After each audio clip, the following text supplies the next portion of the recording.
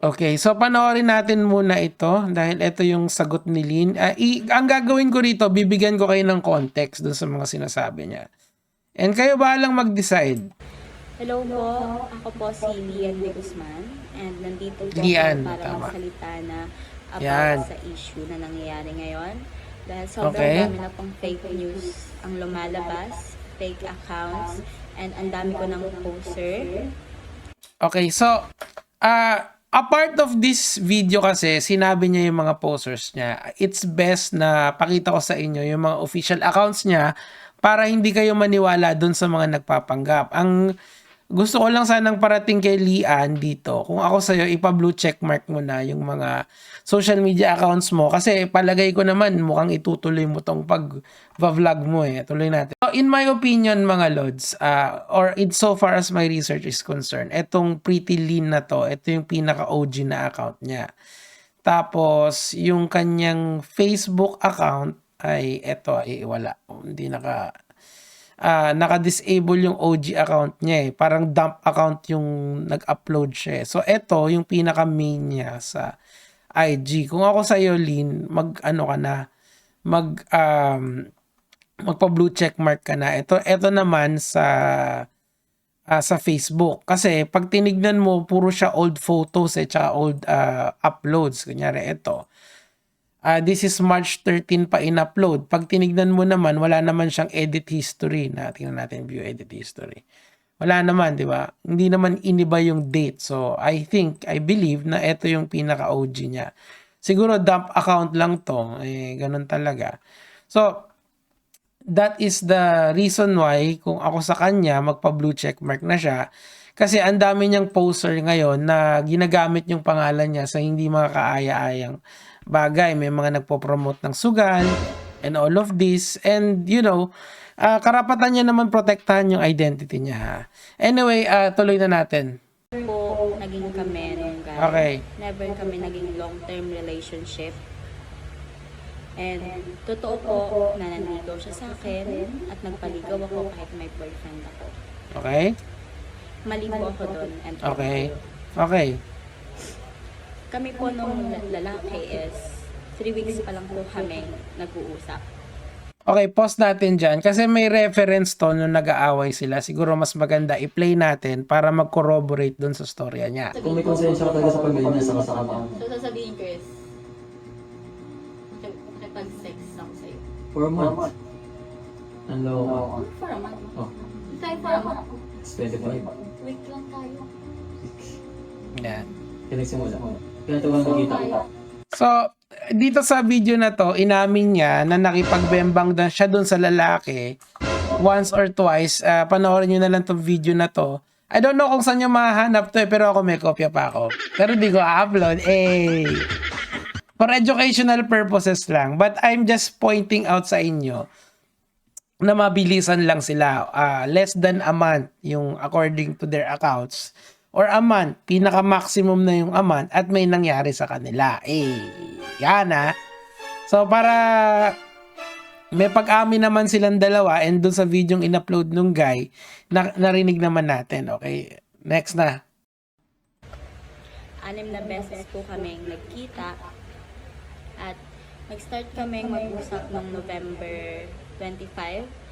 Okay, so from November 25, nabubuo na yung story eh. From November 25 to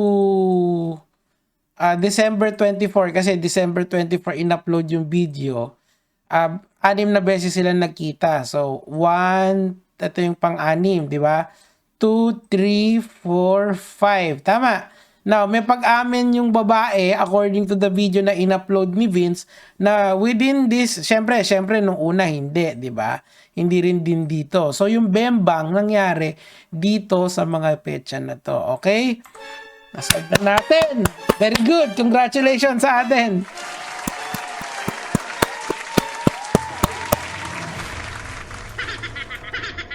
Nasolve na natin yung kung kailan sila ng bembang between the second and fifth meeting. Okay, kung ilang beses man sa kanila na yon, wag na natin pakialamanan, basta may pag-amin na may nangyari. Okay, palakpakan. Very good. Grabe. Yan ang ano, mga misteryong sinolve natin. Hindi natin masolve yung corruption dito eh. Baka yung bembang nila. Maano na natin. Congrats! Congrats everyone. O, tuloy na natin. Nagkita kami noong November 27 and nag-end kami noong December 23. And yung about naman po dun sa food and service na sinasabi niya, Okay. yung mag-meet up po kami is halfway po kami. And sa foods naman po, Okay, so dyan ako may contention eh. Kasi kung papanoorin nyo natin yung mga nakaraang video natin, ang sinabi niya, ginagamit niya yung lalaki for food and service. Okay?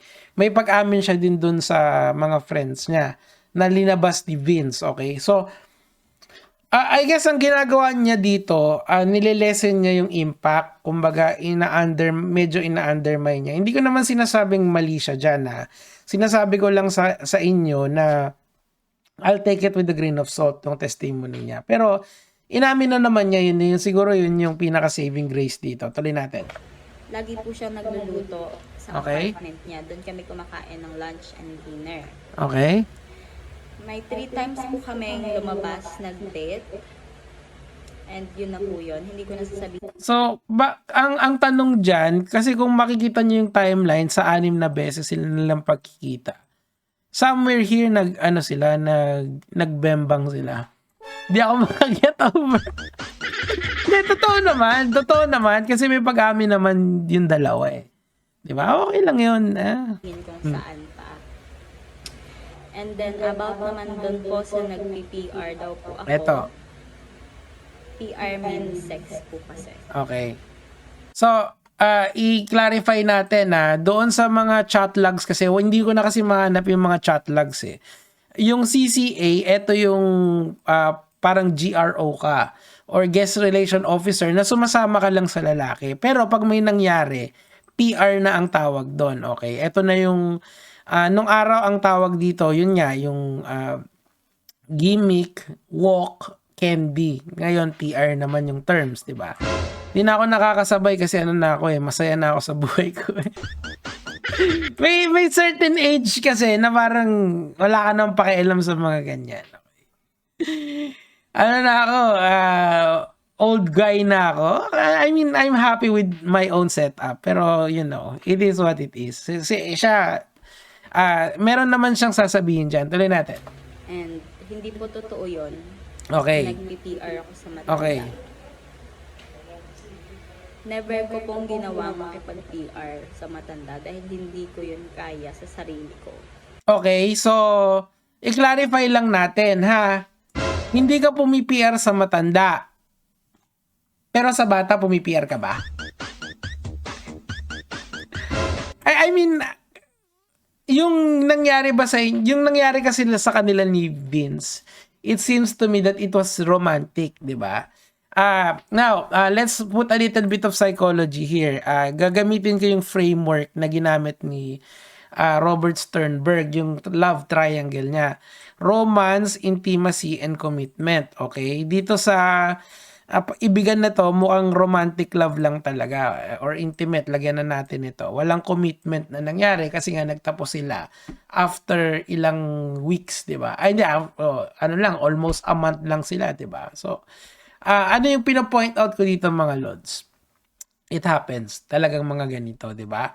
Tapos pwede din nating ilagay dito yung idea ng honeymoon period, di ba? Ang honeymoon period, hindi naman matagal yan. Usually, it lasts a little while. May nangyaring hindi maganda, may nangyaring traumatic event, natapos agad. Okay. Anyway, tuloy natin. Hindi ako makikipag-sex sa matanda for 3K. Parang ang baboy na ng sarili. Okay. Pero hindi niya kasi kina-qualify kung pumi-PR ba siya sa hindi matanda. Okay. Kasi hindi niya naman dininay na nag-PR siya. Kasi if I was to advise her, i-deny mo totally na hindi ka nag-PPR. Pero kasi pag tinignan mo yung chat logs ni Vince, ang nagsasabi kasi noon yung kaibigan niya allegedly, 'di ba? Well, I'm not sure kasi wala na sa akin din yung mga chat logs as far as my recollection is concerned. And nakita kasi natin lahat 'yon. So, you can correct me if I'm wrong. Wala na kasi ito sa video nung etong mga sinasabi niya. It's more on the chat logs. Okay, tuloy natin. And about naman po dun sa Paul, nagsasabi na ex-boyfriend ka daw po siya. Yan. Hindi ko po siya kilala.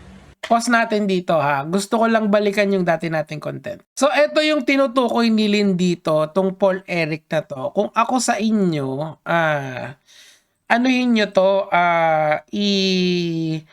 ipanoorin nyo to para magkaroon kayo ng full context. Lahat kasi ng reaction dito galing mismo sa Facebook ni Paul. So, bahala si Paul dito kasi ang lumalabas parang nagsinungaling si Paul in relation do sa alleged relationship nila ni Lian. And hinamon siya ni Lian dito na ilabas yung mga picture na hindi AI generated, di ba? So, and nung sa live stream namin kahapon kasi, nandun si Fiscal EJ. And sinabi ni Fiscal EJ, lalo na kung hindi totoo, very libelous daw yung position ni Paul dito. Alleged very libelous. Okay, so bahala si Paul dyan kasi pananagutan niya yan, liability niya yan. Anyway, ito. Kasi ako, hindi kita kilala. Yan, no? Yari yan. Wala tayong convo. Never kitang nakausap. Never ako sa'yo nag-chat ng ganun. Okay? And about doon sa mga wrong statement, Okay, ayan. Na-cover na natin yan nung simula. Magpa-blue check mark ka para alam ng tao yung official pages mo. Kumbaga, i-embrace mo na to, ate girl. Bakit? Kasi nga, nandito ka na. Nagsalita ka na, naglabas ka na ng statement. Para mabawasan yung fake news, the only way to combat fake news is number 1, is to debunk it with the correct information. Ikaw ang source sa balita para sa'yo and yung parties involved dyan sa nangyayari sa inyo. So, if I were you, ilabas mo na yung mga social media account mo, magpa-blue check mark ka na, and just let it rip. Ganun talaga yan. Sa simula, mahirap yan. Pero eventually, people will get tired of bashing you unless, of course, mag-political vlogging ka. Hindi natatapos yun. Anyway, tuloy natin. ito yung pinaka-real account ko, guy. Wala pa kaming Ito. usap nung guy. Okay? Wala pa kaming communication ngayon. Ito yung si Never kami Vince. nag-usap simula na. Mm. And gusto ko lang rin po humingi ng pasensya sa lahat ng naapektuhan dito. Sa family ko, sa mga kakilala ko. As in, sobrang big issue nito. And gusto ko po humingi ng patawad. Lalo na din sa boyfriend ko. Okay, so eto yung isang contention ko dito. Balikan natin yung sinabi ni Lolito Go. Kasi sabi niya po dito, napatawad na ni XBF si Lynn. Okay, so ibig sabihin, between December 26 and December 31, kasi almost December 31 to pinoste, nagkabalikan sila. 'Di ba? Kasi boyfriend na yung tawag eh, hindi na ex eh. 'Di ba? Sa mother niya. Okay? And inaayos ko naman ako ngayon. For now. So, requirement ba na mag-public apology siya dun sa family? Kasi it seems to me na baka ito yung isang conditions eh, para maging sila ulit. Okay, yun na lang. Hindi ko pa ipapublic kung sino talaga yung boyfriend ko. Kasi May boyfriend reveal? Ay! Boyfriend reveal! So, hindi niya dinedeny. Diba? Hindi ko muna ipapakilala yung boyfriend ko kasi because inaalagaan ko rin yung image niya. So, ibig sabihin, hindi pa natin kilala yung boyfriend at this point in time. Okay? At hindi sila nagkahiwalay. So, siguro kailangan i-clear sa atin ni Lolito Go yan. Baka nagkabalikan na sila. Ngayon, for whatever reason, siguro hindi ko natatapusin to. Shiner ko naman to sa nd.gg. Panoorin nyo na lang yung buo. But here's my take on the matter. What happened was really irrational. There's no logical sense dun sa nangyari na yun. Diba? We are taught at an early age na kapag ikaw ay sinaktan, dapat marunong ka magpatawad. Dito kasi, nagkaroon ng social media vengeance na nangyari. Although it's very cathartic, lalong-lalo na kung isa kang lalaki na hindi ka naman napalag sa mga ganitong sitwasyon, di ba? So si Vince naging conduit siya nung gigil natin sa mga kagaya ni Lynn, di ba?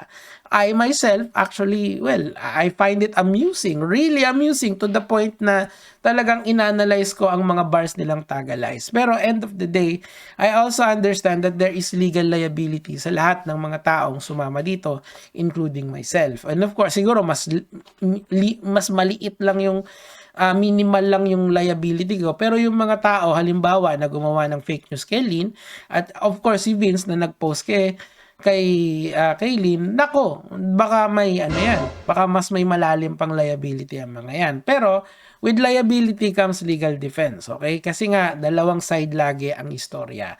Kahit kung may liability, may depensa pa naman. So, hindi natatapos yan sa pagkakinasuhan ka tapos na. Hindi ganun yun. Mahabang proseso yan. So, hindi ko alam kung tutuloy pa si Lynn. Pero sa body language niya, sa way na, eto, yung parang pagpapakumbaba niya sa taong bayan, I guess, there's a good chance na GG end na. Or siguro, hihingi na lang siya ng apology from all parties and then GG end. Pwede kasi yun eh.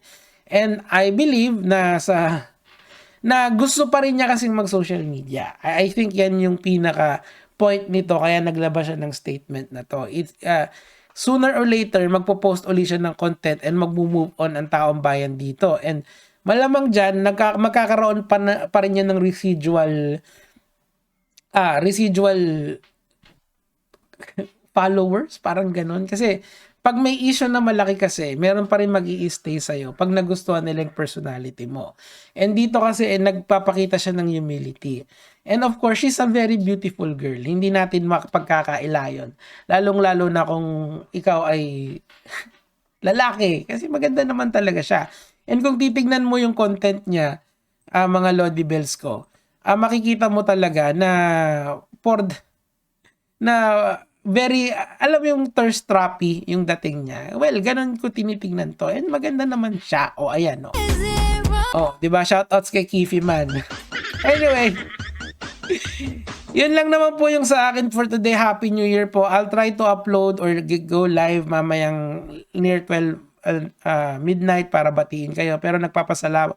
Kung di man ako makakapag-live mamaya, I would like to thank everyone for supporting the channel through the ups and downs, and we will be making content hanggang 2026 and beyond. Yun lang naman po yung sa akin for today. Happy New Year po sa lahat. Gege mga lods.